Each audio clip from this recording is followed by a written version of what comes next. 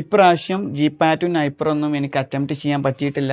എൻ്റെ വീടിൻ്റെ അടുത്തൊരു എംഫാം കോളേജ് ഉണ്ട്, അവിടെ പോയി ഞാൻ അഡ്മിഷൻ എടുത്തോട്ടെ? ഇതാണ് ഒരു സ്റ്റുഡൻറ്റ് ചോദിച്ച ക്വസ്റ്റ്യൻ. ഈ ഒരു ക്വസ്റ്റ്യൻ ആൻസർ ചെയ്യുന്നതിന് മുമ്പായിട്ട് എനിക്കൊരു ക്വസ്റ്റ്യൻ അങ്ങോട്ട് ചോദിക്കാനുണ്ട്. Why do you want to do MPharm? PhDക്ക് പോവാനാണോ? ഫാർമസി കോളേജിൽ ഒരു ലെക്ചറായിട്ട് വർക്ക് ചെയ്യാനാണോ? അതും അല്ലെങ്കിൽ എംഫാം ബേസ്ഡ് ആയിട്ടുള്ള PSC നോട്ടിഫിക്കേഷൻസിന് അപ്ലൈ ചെയ്യാൻ വേണ്ടിയിട്ടാണോ? ഇത്തരം കാര്യങ്ങൾക്കാണെങ്കിൽ ഇറ്റ് മേക്ക് സെൻസ്. ജിപാറ്റ് ഒക്കെ ക്ലിയർ ചെയ്ത് സ്റ്റൈപ്പൻഡോട് കൂടിയിട്ട് കേരളത്തിൽ ഒരു ഗവൺമെന്റ് കോളേജിൽ എംഫാം ചെയ്യുകയാണെങ്കിൽ പോലും നിങ്ങളുടെ ഇഷ്ടം ഇൻഡസ്ട്രിയിൽ പോയിട്ട് ഒരു ഡീസൻറ്റ് പേയിൽ ജോലി ചെയ്യണമെന്നാണെങ്കിൽ ഐ വോണ്ട് റെക്കമെൻഡ്. ഇപ്പോഴത്തെ കാലത്ത് കമ്പനീസ് നോക്കുന്നത് എംഫാം ഡിഗ്രി ഉണ്ടോയെന്നല്ല, ഏത് കോളേജിൽ നിന്നാണ് ആ സ്റ്റുഡൻറ്റ് പഠിച്ചിട്ടുള്ളത്, എത്രത്തോളം എക്സ്പോഷർ കിട്ടിയിട്ടുണ്ട്, എത്രത്തോളം ഇന്റേൺഷിപ്പ് ചെയ്തിട്ടുണ്ട്, ആ എംഫാമസി ലൈഫ് എങ്ങനെയാണെന്നൊക്കെയാണ് കമ്പനീസ് നോക്കുന്നത്. സിമ്പിളായിട്ട് പറയുകയാണെങ്കിൽ അതുകൊണ്ടാണ് നൈപ്പർ പോലത്തെ പ്രീമിയർ ഇൻസ്റ്റിറ്റ്യൂട്ടിൽ പഠിച്ചിറങ്ങുന്ന കുട്ടികൾക്ക് different level of opportunities companies കൊടുക്കുന്നത്. നാട്ടിലെ കോളേജസ് മോശമെന്നല്ല ഞാൻ പറഞ്ഞത്.